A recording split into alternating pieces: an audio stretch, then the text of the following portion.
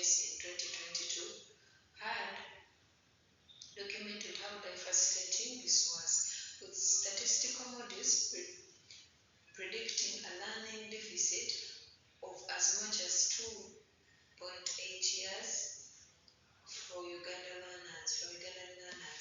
The government did not introduce some remote learning, the government of Uganda introduced some remote learning interventions like radio solutions, television broadcasts, and printed learning materials. However, evidence from Atuhura and colleagues in 2022 shows that these reached only very few small fractions of students, particularly those in rural areas.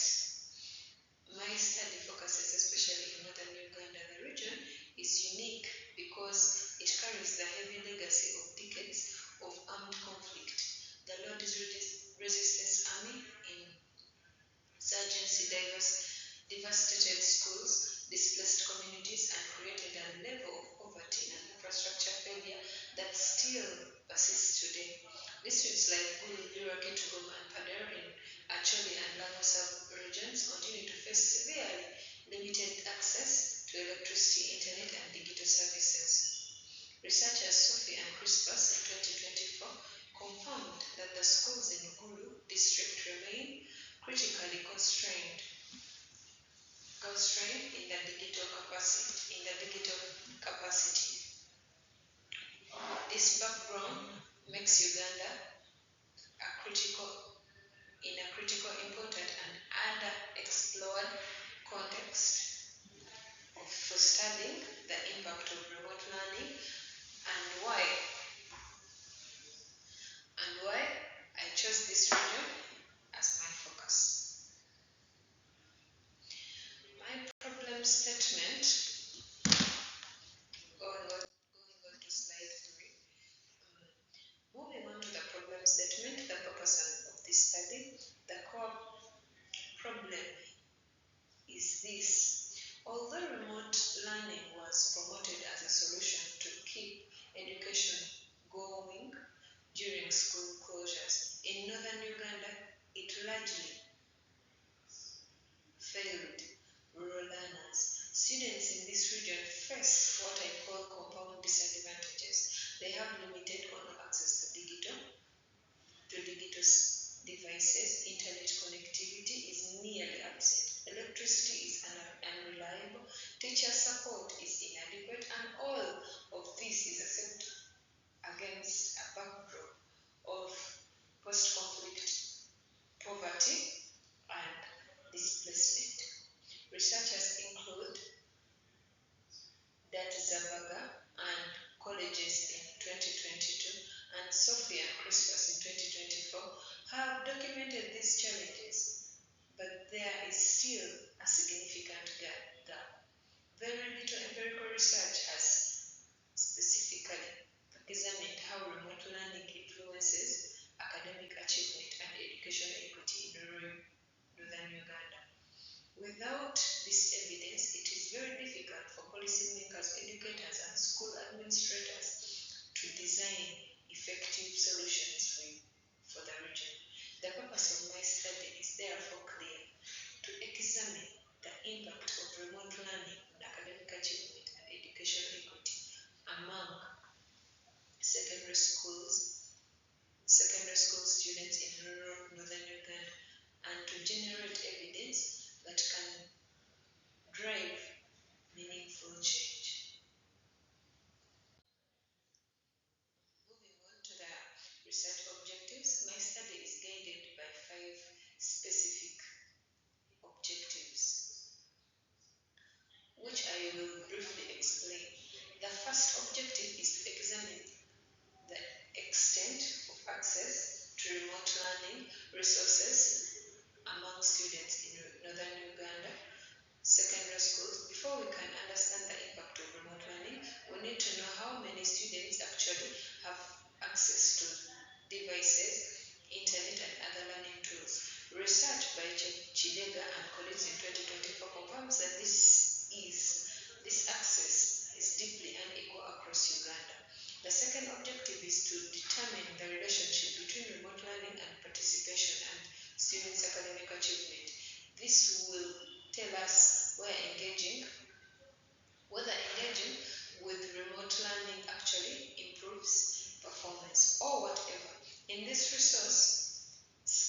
in this resource-scarce environment, it makes little or no difference. The third objective is to assess the effect of remote learning on educational equity.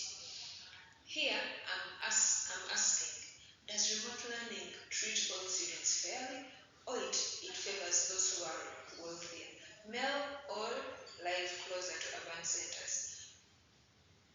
In Uganda, girls found some researchers found that girls in rural Uganda were significantly less likely to access digital devices, a concern that was very relevant in northern Uganda. The fourth objective is to identify the challenges faced by both teachers and students in implementing and engaging in rural learning. Mbabazi and colleagues in 2022 found that the digital divide affects not just students but also teachers' capacity to deliver remote lessons. Now, to my fifth slide, let me now explain the scope and significance of this study. In terms of geographical scope, the study will be conducted in rural secondary schools across the Acholi and Lamu sub-regions in Uganda, especially in Gulu, Lira, Kitgum, and Kaduna districts. These were selected because they represent the here and the post-conflict region and face the most severe digital education challenges. Conceptually, the study examines three main variables: remote learning, measured through the access to devices, connectivity, and teacher digital competence; academic achievement, measured through examination scores and